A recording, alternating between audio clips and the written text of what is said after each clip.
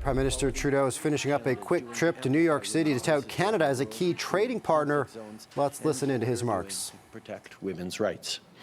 This morning, I spoke at the Council on Foreign Relations about how Canada and the U.S. can work together to strengthen liberal democracy at home and around the world, make sure that our decision-making reflects our values at every level, and build economies that work for everyone.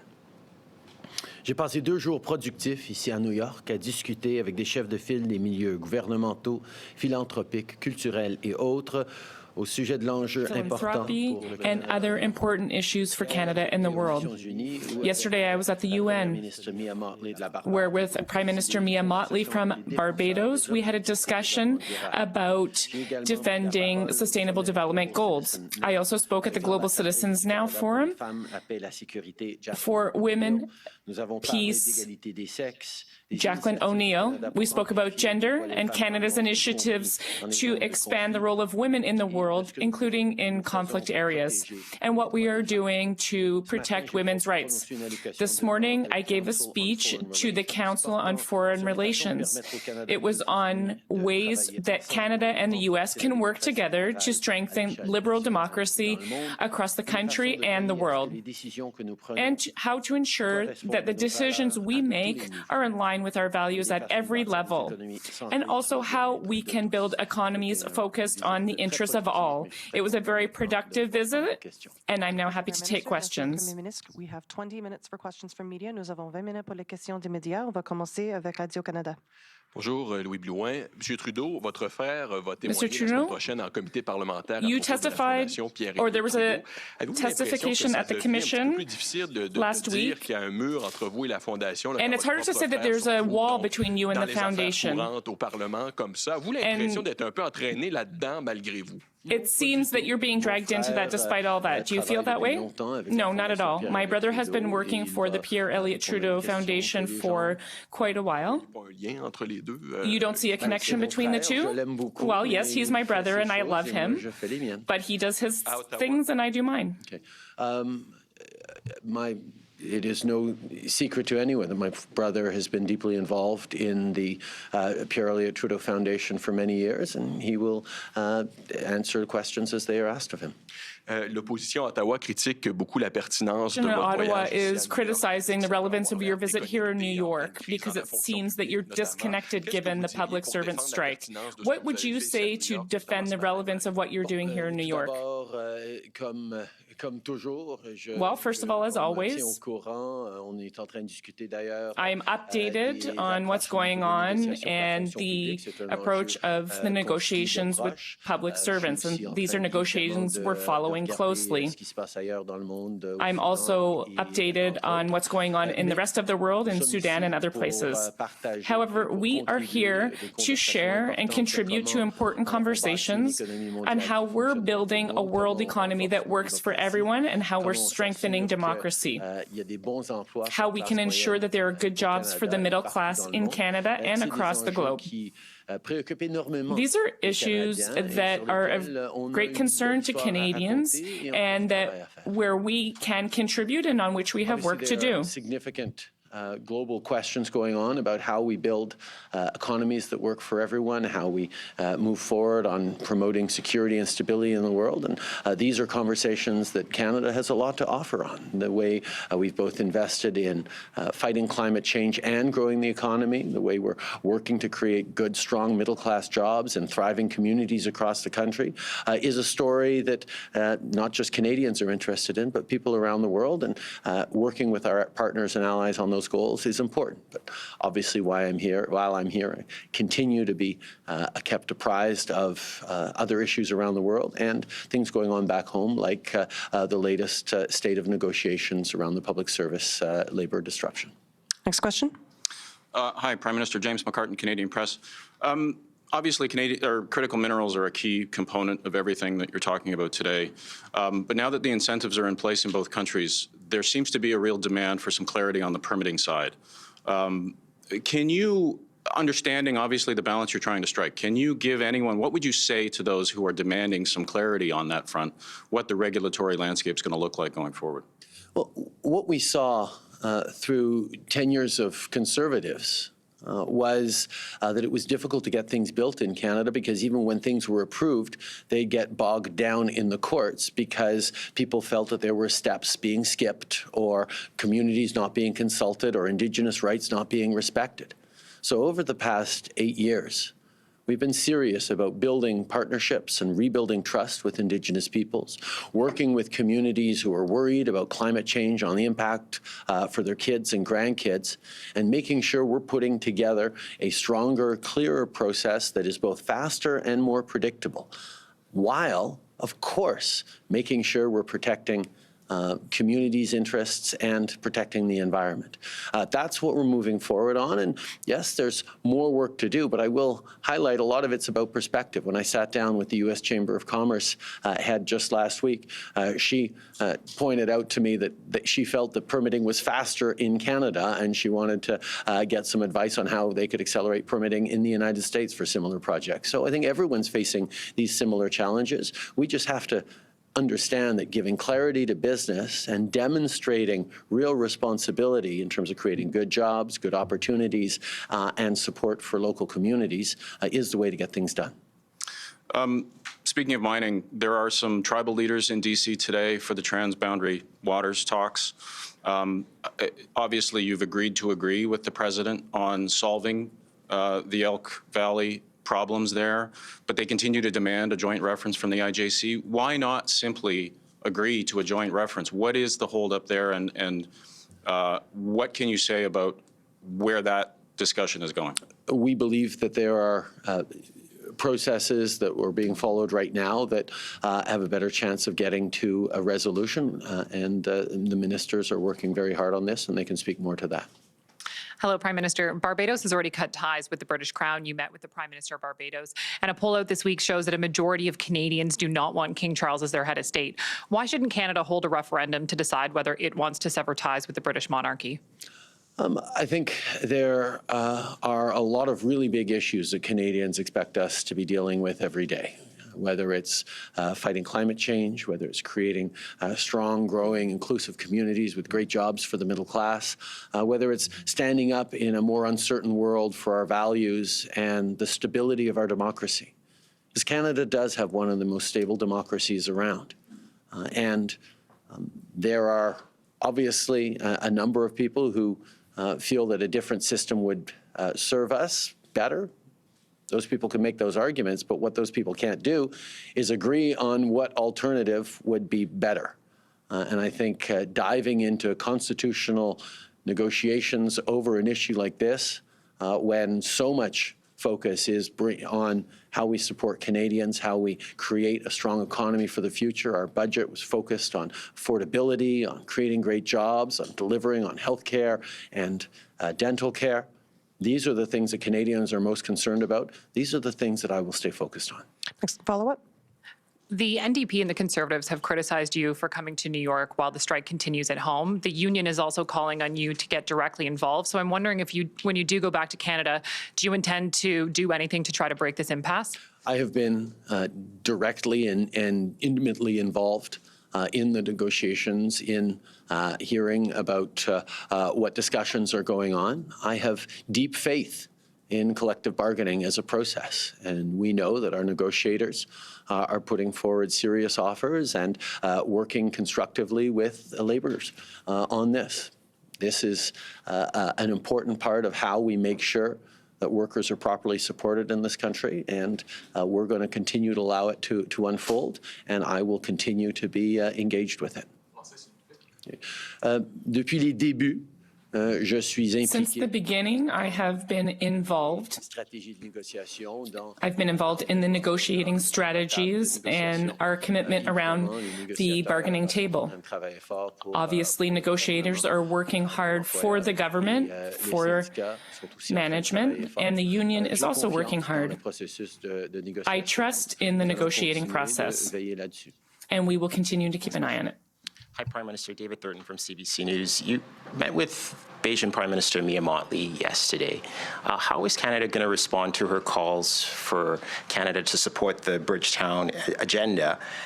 both in using its funds and our influence? Well, Canada's actually stepped up more than many countries with 40% of our SDRs being allocated. So we're fully supportive of Mia Motley's calls for better structuring of financing to vulnerable countries, particularly related to climate risk. It's a conversation I've been part of at the G7, in Glasgow, in many places where Mia's leadership has been really, really important. And Canada has been with her and with the Global South in making sure that we're able to move forward on fighting climate change and creating better opportunities for citizens all around the world. Canada will continue to be engaged and involved in that. We are strongly supportive and have been for many years. Over the past number of years, I worked closely with Prime Minister Andrew Holness of Jamaica on sustainable financing for development initiative that was very much focused on making sure that countries vulnerable to climate change and facing real challenges would have more access to capital. I think it's an important initiative that Mia is leading on, and Canada is, as always, supportive. And just as a follow-up, Canada can only do so much. Do you think the World Bank and other developmental banks and multilateral institutions, even the private sector, needs to do more? Yes. Absolutely.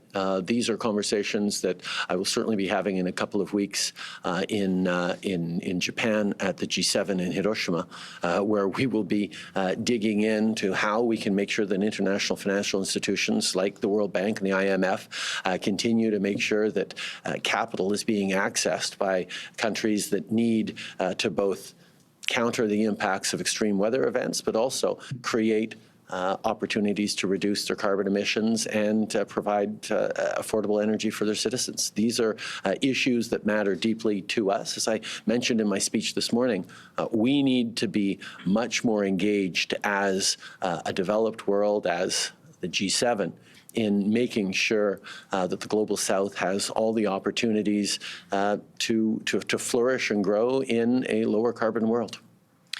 Prochaine question. Prime Minister Neetu Garcha with Global National. I wanted to ask you about the situation in Sudan. We're hearing reports that 2 Canadian flights were canceled today, one due to mechanical issues and another because of chaos on the runway after shots were fired towards a Turkish evacuation plane.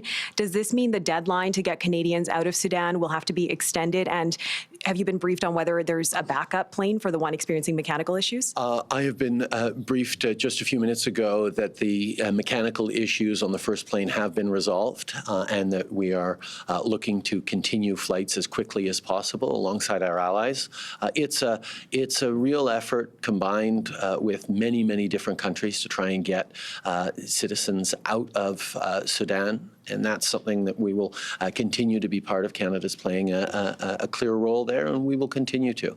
I know there's a technical briefing from the military a little bit later, and they can certainly give you more information on that. Okay. First of all, I just learned that the first aircraft that had mechanical issues has been resolved.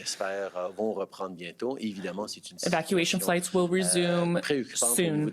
Obviously, this is a concerning situation in terms of safety and security, and all efforts are being made to evacuate Canadians. At the same time, we're engaged either with the UN or neighboring countries to ensure that we're trying to reestablish peace in Sudan. And that's for everyone who is left there, because we also seek to fulfill a responsibility to Canadians who are there.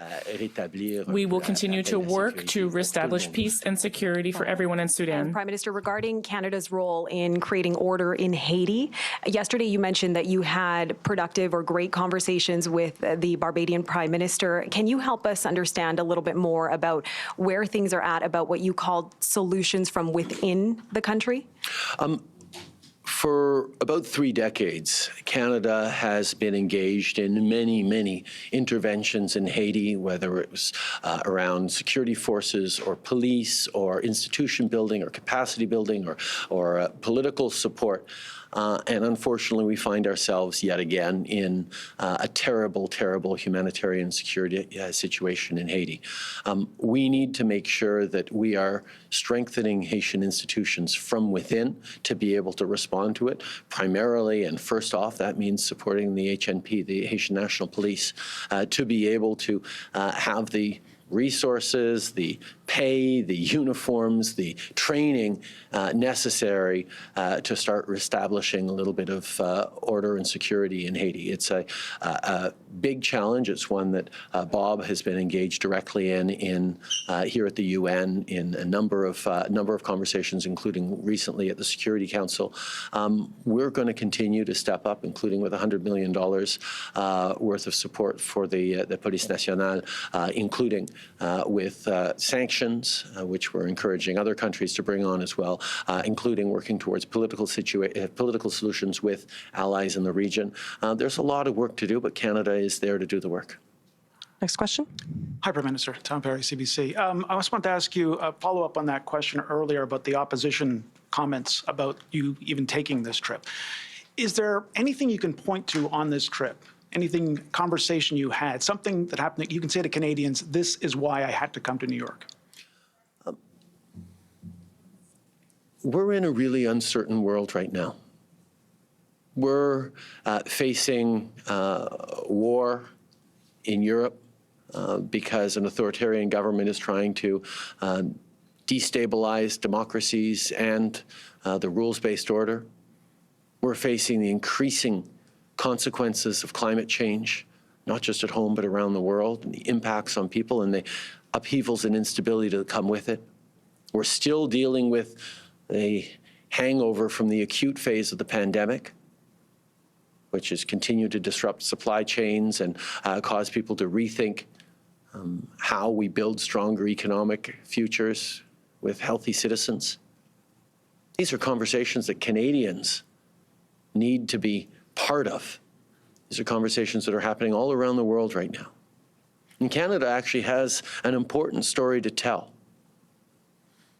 The story of trust in institutions, of pulling together, of making investments and support for the middle class, things like dental care and health care, things like $10 a day child care, things like a price on pollution that shows we can lead on the fight against climate change and create great jobs for the middle class in critical minerals, in manufacturing, in a range of areas right across the country. Canadians know through the pandemic, through climate change, through so many examples that no country is immune from the impacts of things that happen on the other side of the world. And taking moments to meet with the UN and talk about our fight for a better world and how Canada can continue to play a significant role in that. Sitting down to continue to promote issues like women's equality and reproductive rights at a time where they're backsliding, not just in the global south, but in places like the United States as well. And to engage with thoughtful partners on how we make sure we're shaping a world in which there are great opportunities for the middle class and people working hard to join them, which was what my speech was about this morning. This is an important role that Canada can and must play on the world stage. I'm glad to be here to do that over the past couple of days. And can I get you to just expand? You mentioned in your speech or in one of the questions about the fight for Canada's contribution to try and get that plant in St. Thomas and how other jurisdictions were offering more money. Can you offer, how many jurisdictions? I don't know if you can say who they were, but what more detail can you offer us? How intense was this competition? Obviously, it is a real goal of a number of countries to be part of the increasingly important electric vehicle battery supply chain. And a global automaker, the second largest automaker in the world, like Volkswagen, choosing to place its new gigafactory somewhere in North America is going to be very, very interesting, not just for the direct jobs it creates, but for the communities and the indirect spin-offs that will be there. When Volkswagen was making this decision, and I had a number of conversations with the leadership of Volkswagen, they were really focused not just on building a plant that was going to be economic in 5 years or 10 years, but on an investment that would last decades. They were looking for more than just competitive pricing. They were looking for things like reliance on clean energy, environmental responsibility, a growing workforce fed by strong immigration policies and great public schools and healthcare and dental care. All those things that Canadians sometimes take for granted that leads to great livable communities. And that's actually the direction of travel that so many countries around the world, so many companies around the world are trying to contribute to and shape. So when Volkswagen was making a decision, it wasn't just about making sure the bids were competitive, although they, of course, did that. It was about looking at a place they wanted to invest and grow for decades. And St. Thomas was exactly that place. And one of the great things is there are a lot of communities across our country, just like St. Thomas, with forward-thinking, hard-working Canadian families ready to step up to be part of the solutions that the world's going to need with their hard work while they build stronger communities. That's what we've been putting in place over the past 8 years. We get criticized as a government sometimes for talking too much about things like inclusion or diversity, talking about shoring up the middle class instead of creating wealth for the wealthiest. People ask us if we're going to talk about Indigenous rights so much, we're not talking about the environment, we're not talking about the economy, or we're talking about environmentalism so much, we're not talking about the economy. And what Canadians are beginning to see is when you're talking about Indigenous rights, you're talking about the ability to get things built better and quicker in partnership so that everyone can be part of the success. When you're talking about environmentalism and protecting cleaner air and cleaner water for future generations, you're talking about how you're going to build that competitive global economy in a world that's moving towards net zero. And when you talk about the things that support communities and give the middle class opportunities to grow, to benefit the communities they're part of, all those things are how you build a strong economy for now and into the future. That's the Canadian competitive advantage, on top of the great critical mineral resources we have that we're going to continue to develop. That's why Volkswagen chose Canada. That's why so many international companies are looking at Canada as a place to invest and grow for the long term. Next question. Good morning, Prime Minister. Chris Reyes with CBC. At your meeting with Prime Minister Motley at the United Nations yesterday, alarm was raised once again about the looming 2030 deadline to meet the Sustainable Development Goals. You are now co-chairing the advocacy group for this. How can Canada realistically play an active role in meeting this wildly ambitious list, particularly when there are so many pressing domestic issues? I'd suggest that what you characterize as a wildly ambitious list are the essential ingredients that we have to pull together for the world. Wildly ambitious. Clean air, clean water, access to education, reduction of poverty around the world. These are not just nice-to-haves. All 19 of those Sustainable Development Goals are essential ingredients, not just in people having opportunities to live good lives, but for our economies to grow, to create great jobs, to create a more peaceful planet, to reduce conflict. These are the things that Canada has been working on domestically and internationally for years. And what the pandemic actually showed us, even as, yes, it caused us to fall behind over the past couple of years in some of the progress we were making on these important goals, but it showed us what we are capable of as a world if we lean into it. If we look at what we need to do to solve the big challenges we're facing and make sure people have better opportunities and better lives. This is exactly what Canada is working on. This is exactly where the world needs to continue to step up, and Canada will be right there, not just to encourage others to do it ourselves, and to show pathways to do it effectively as we're doing in Canada. Thank you. That will put an end to this press conference. That's the Prime Minister speaking to the media and answering questions after finishing up a trip to New York to tout Canada as a key trading partner, in particular when it comes to critical minerals.